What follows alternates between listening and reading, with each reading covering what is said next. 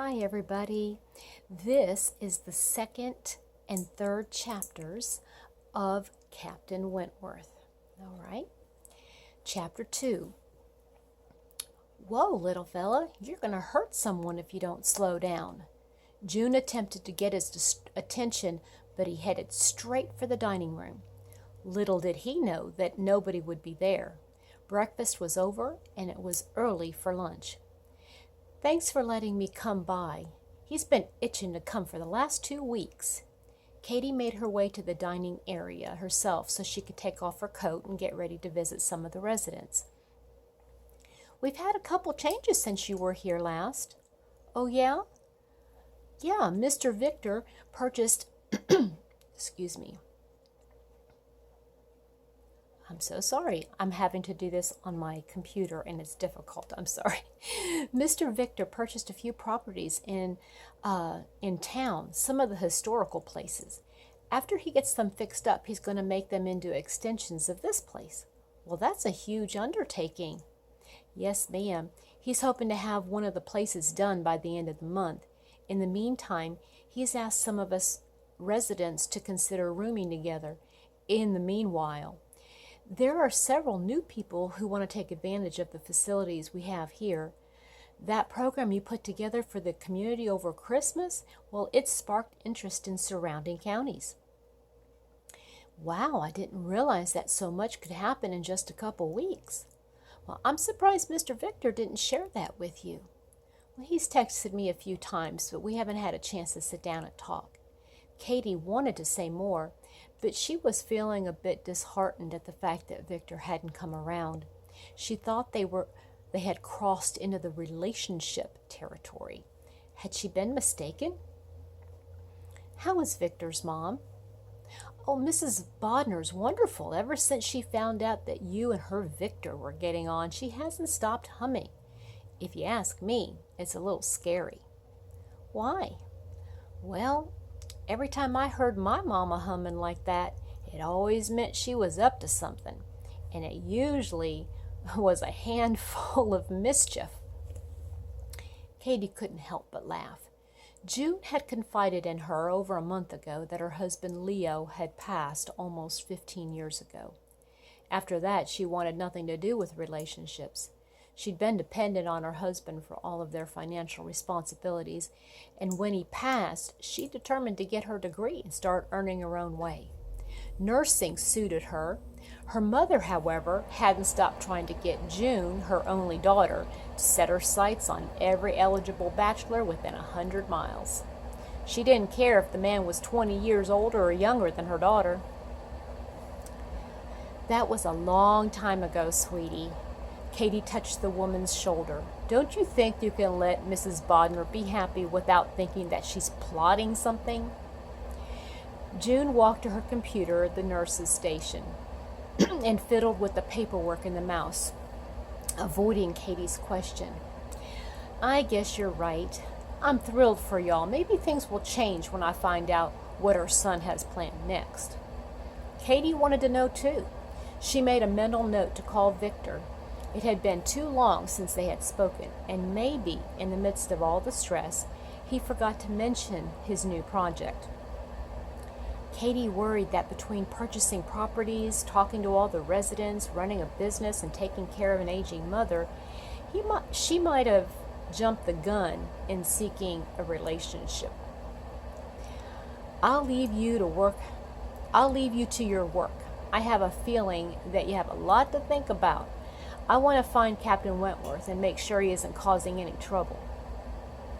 Thank you for letting me ramble, Miss Katie. It sure is sweet of you. June, I love everyone here. You've become like family to me. I don't know how I could have gotten through Christmas holidays without you. We all feel the same way about you, dear. Chapter 3. She found Captain in the hallway, looking into one of the suites. Captain, are you pestering someone? She approached the room, not sure who occupied it. Captain Wentworth looked from Katie to the room and back at Katie. What's gotten your attention, boy?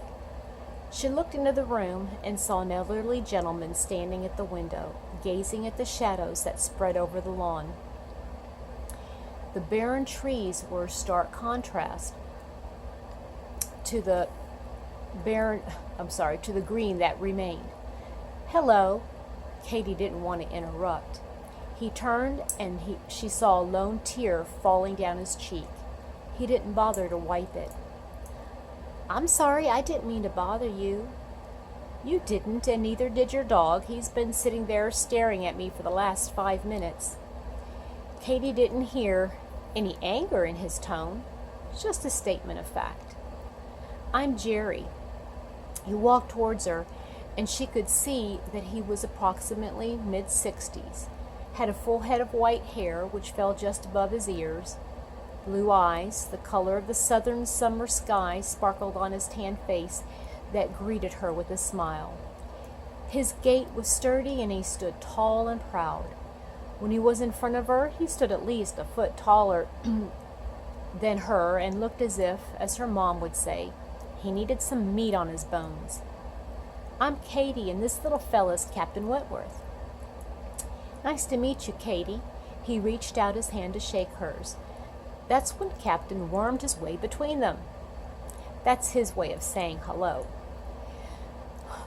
Jerry reached down and scratched between Captain's ears. "Well, hello to you too, Captain Wentworth." "I haven't seen you before." "Just moved here 4 days ago." "Well, very nice. I don't work here, but let me welcome you to the area at least." "Well, that's mighty kind of you, young lady." "May I ask how you heard about this place?" "That, my dear, is a long story." "Well, it just so happens that Captain and I love stories. Would you mind telling it to me?" "It would be my pleasure." "Wonderful. Could you give me 5 minutes to let the nurse know where I am just in case she needs me?" "Well, yes, ma'am. You go on ahead and Captain and I will get better acquainted until you get back." Katy knew she was going to like Jerry. She smiled and nodded. Turning on her heel, she strode to the nurse's station to talk to June. "Miss Katy, Mrs. Bodner just now asked after you. Said she would love for you to join her for lunch if you can stay. And Mr. Tribbiani said he thought he saw his favorite red bandanaed pug prancing down the hall. I think he wanted to say hello as well." "Well, that's sweet. I'll stop in and see both of them. I just want to let you know that I'm going to be visiting with Jerry for a little while. I'll stop by and see Mrs. Bodner before I leave. I'm going to take off here in a while. Gail's going to be here today. We switched shifts because Mr. Victor wanted to work with me in the evenings, discussing the new homes and how we can make them work." Katy wasn't sure how to respond to that. She was still trying to understand the reasons why Victor had not been communicating with her more. She smiled and wished June a pleasant day and headed back towards Jerry's room. That concludes today's reading. Hopefully here within the next couple weeks I will get to reading the next couple chapters. All right, have a great one. Bye-bye.